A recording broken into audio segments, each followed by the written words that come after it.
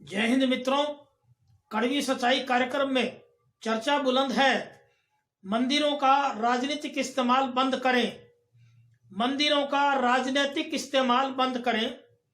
मित्रों, आज हम हमारी इस कार्यक्रम में जो हमारा बड़ा गंभीर मुद्दा है चर्चा का, हरियाणा प्रदेश में अभी दीपावली जो 4 नवंबर 2021 की जो दीपावली थी, दीपावली के अगले दिन 5 नवंबर 2021 को हमारे देश के प्रधानमंत्री नरेंद्र मोदी ने जो केदारनाथ में आदि शंकराचार्य जी की प्रतिमा का अनावरण का जो कार्यक्रम था, उसका भारतीय जनता पार्टी ने राजनीतिक लाभ लेते हुए हरियाणा के 3 कस्बों के बहुत प्राचीन शिव मंदिरों में अपने राजनीतिक कार्यकर्ताओं के साथ खुलेआम मंदिरों का दुरुपयोग करते हुए, राजनीतिक इस्तेमाल करते हुए वहां पे बड़ी बड़ी टीवी एलईडी लगवाई और जो प्रधानमंत्री नरेंद्र मोदी वहां पर केदारनाथ में आदि शंकराचार्य की प्रतिमा का अनावरण कर रहे थे, उस कार्यक्रम को लाइव दिखाने की चेष्टा की हरियाणा के 3 प्राचीन शिव मंदिरों में। यानी कि जो श्रद्धालुओं की आस्था थी प्राचीन शिव मंदिरों में, वो आस्था को राजनीतिक आस्था में बदलने का प्रयास किया गया, जिस पर एक बहुत बड़ा विवाद हुआ। हरियाणा के 3 जगह पे यह कार्यक्रम दिखाया गया। एक रोहतक के पास जो किलोई विधानसभा है, किलोई विधानसभा के किलोई गांव के प्राचीन शिव मंदिर में। दूसरा वाक्य था पटौदी, गुड़गांव के पास जो पटौदी विधानसभा है, पटौदी के प्राचीन इच्छापुरी जो शिव मंदिर है उसका। तीसरा मामला है फिरोजपुर झिरका का जो कस्बा है, उसके पास अरावली की पहाड़ियों में प्राचीन शिव मंदिर जो है वहां का। अब सबसे बड़ा विवाद जो खड़ा हुआ और ग्रामीणों का विरोध आया बड़ा भारी, वो था किलोई का प्राचीन शिव मंदिर। किलोई के प्राचीन शिव मंदिर में रोहतक के जो पूर्व विधायक रह चुके भारतीय जनता पार्टी के और हरियाणा के पूर्व राज्य मंत्री मनीष ग्रोवर जी, वो अपने राजनीतिक पार्टी कार्यकर्ताओं के दल बल सहित और पुलिस फोर्सेस सहित प्राचीन शिव मंदिर में पहुंच गए, गांव वालों की बगैर अनुमति के। और कई हजार ग्रामीणों ने उनको घेर लिया और मंदिर के अंदर प्राचीन शिव मंदिर में बंधक बना दिया गया।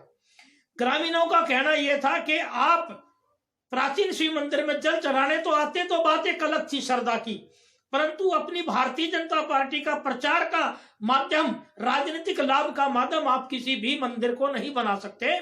और इससे प्राचीन शिव मंदिर की आपने आस्था भंग करने की कोशिश की है। उस एवज में ग्रामीणों ने इन राजनेताओं को अंदर ही बंधक बना दिया। कई घंटे तक नाटक चलता रहा। मित्रों, यहां तक मैं बता देता हूं, बड़ी हैरत की बात है कि हरियाणा के 5 जिलों का पुलिस बल आया। यानी कि इनकी नालायकी की वजह से कितना जनता को कष्ट उठाना पड़ा और पुलिस बल पे कितना खर्चा हुआ हरियाणा सरकार का। इस बात से आपको अंदाजा लगेगा कि इस वक्त भारतीय जनता पार्टी की जो सरकार देश और प्रदेश में बैठी है, उनके दिमाग में किस प्रकार का पागलपने का भूत सवार है। इसको पागलपने का भूत ही कहा जाएगा। यानी कि उनको इतनी घबराहट हो गई है कि उनका वोट बैंक खतरा है।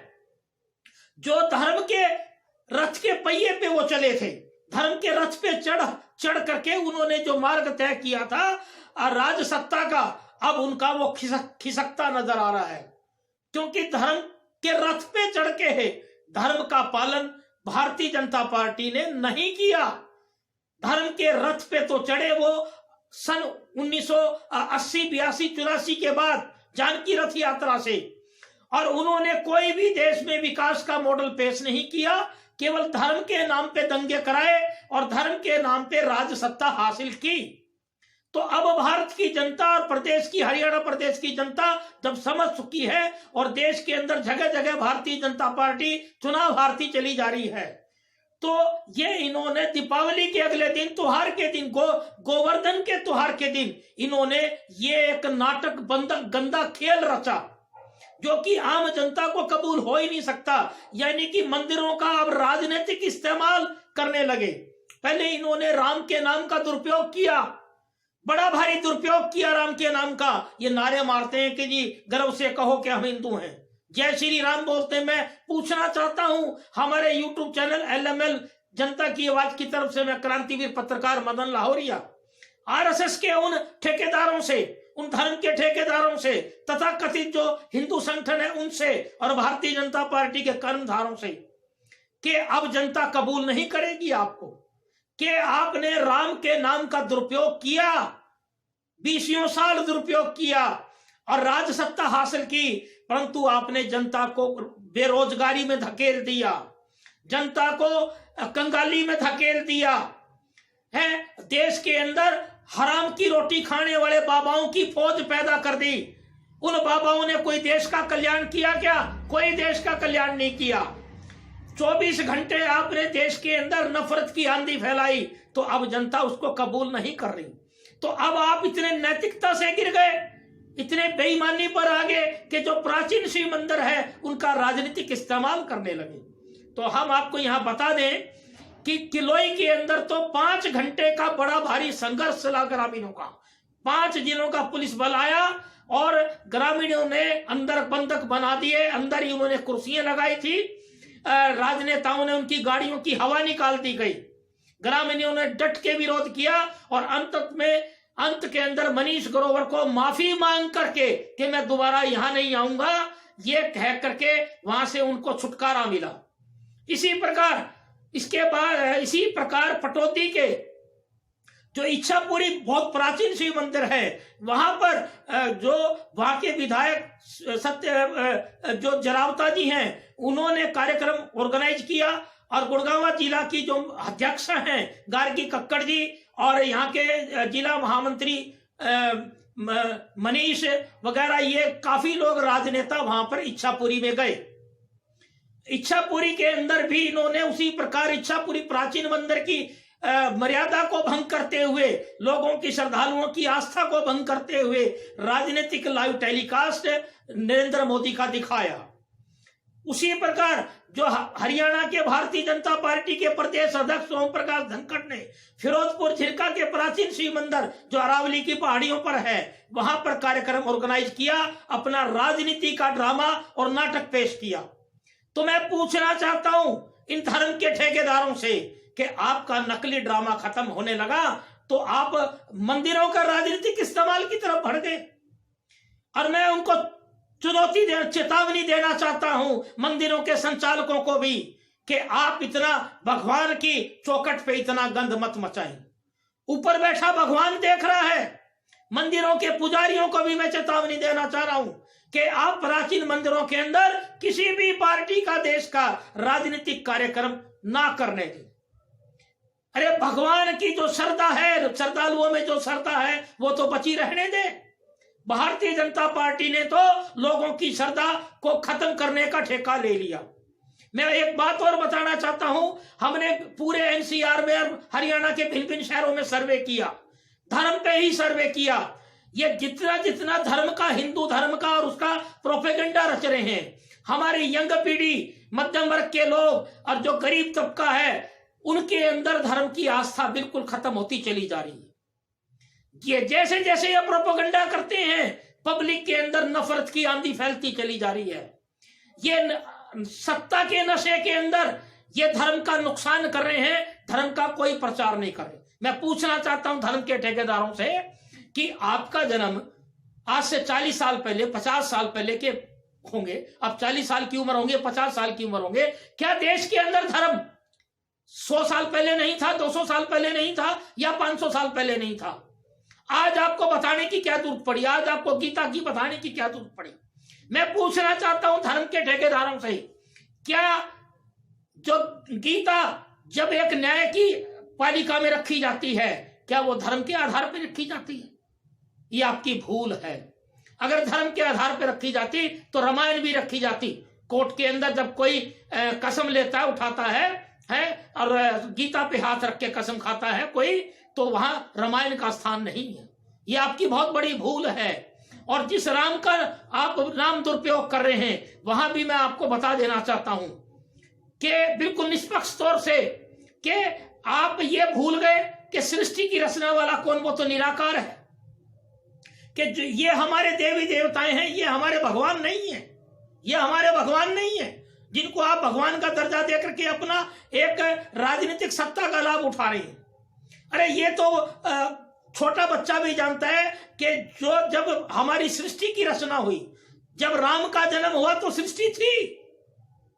दशरथ अगर राजा महाराजा थे, उनसे पहले परशुराम बहुत से क्षत्रिय राजा आए, तो सृष्टि तो थी। सृष्टि को बनाने वाला रचनाकार ईश्वर तो था, है निराकार रूप में ईश्वर तो था, वरना आप इंसान के रूप में ये राजा कैसे हुए हैं? राम को भी आप रामायण लिखी गई, रामायण को भी वो दर्जा नहीं मिला जो गीता को मिला। उसका बहुत बड़ा कारण होगा, बहुत बड़ा कारण होगा, है। अरे आप कृष्ण को भगवान नहीं कहते, आप राम को मर्यादा पुरुषोत्तम कहते हैं, है। अरे संसारिक जो हमारे देवता भी पत्नी सहित थे, संसारिक सुख के साथ थे, है। अन्य प्रकार की बहुत सी टिप्पणियां उठी हैं इस बात पे, और आप एक बहुत बड़ा जिहाद छेड़ रहे हैं। आपके अंदर धर्म और अध्यात्म नाम की चीज ही नहीं है। धर्म को आपने अध्यात्म के हिसाब से माना ही नहीं, क्योंकि एक धर्म अध्यात्म में कहा गया है कि जो मन है वो मालिक है और जो बुद्धि है वो चौकीदार है। यानी कि किसी को हिप्नोटाइज कर दिया जाए और उसकी बुद्धि में भर दिया जाए तो वो मन के अंदर का जो अंदर के हिस्से हैं, जो अवचेतन मन है, वहां तक वो पहुंच नहीं पाता, वो इंसान कोई भी। और उसकी बुद्धि के अंदर भर दिया जाए और अगर 10 बार 15 बार 25 बार रिपीट कर दिया जाए कि तू हिंदू है, तो हिंदू है, तो हिंदू है, तो वो उसके दिमाग में वही भरी रहेगी। मैं पूछना चाहता हूं धर्म के ठेकेदारों से कि आप ये मंदिरों का इस्तेमाल जो गंदा करने लगे, जब एक इंसान कोई पैदा होता है मां के गर्भ में तो वो एक इंसान होता है। आप इंसान क्यों नहीं बना रहे इंसान को? आप हिंदू और मुस्लिम में क्यों बांट रहे हैं? आप खुद बांट रहे हैं, आरएसएस के लोग खुद बांट रहे हैं हिंदू और मुस्लिम में। भाजपा भारतीय जनता पार्टी अब मंदिरों का गंदा जो इस्तेमाल करने लगी है, मैं हिंदुस्तान के सभी मंदिरों के संचालकों और सभी धार्मिक संस्थाओं से अपील करता हूं कि मंदिरों को कम से कम राजनीतिक फंडे से बचा के रखा जाए। मंदिरों को कम से कम राजनीतिक फंडे से बचा के रखा जाए। आज की जो हमारी युवा पीढ़ी है, मैं इनकी आंख खोलना चाहता हूं, ये धर्म के ठेकेदारों, कि आज सबसे ज्यादा कौन हिंदू को हिंदू ही मार रहा है। आपने क्या विकास किया अपने धर्म का? अरे मंदिरों की क्या हालात है? आपने कोई विकास बोर्ड मंदिरों के बनाए? कोई मंदिरों के अंदर पुजारियों का सिस्टम सेट किया? अरे मैं पूछना चाहता हूं आपसे कि आज धर्म का जो सामान है, पूजा का सामान है, कितना नकली बिक रहा है। आपने कोई सुधार किया? किसी किस्म का कोई सुधार नहीं किया। तो देश की जनता अब आपसे उब चुकी है। आपको खतरा, भारतीय जनता पार्टी को खतरा ये पैदा हो गया है कि हम जगह जगह चुनाव हार रहे हैं, तो अब मंदिरों से घोषणा शुरू करो। प्रधानमंत्री नरेंद्र मोदी की नौटंकी को मंदिरों का इस्तेमाल करके मंदिरों में बड़े बड़े टीवी स्क्रीन लगा करके दिखा रहे हैं। अरे इतनी घबराहट क्यों आ गई है? आज उस घबराहट का परिणाम है कि आरएसएस के चीफ मोहन भागवत ने जो उनकी निक्कर ड्रेस होती थी उसको पैंट में कन्वर्ट कर दी।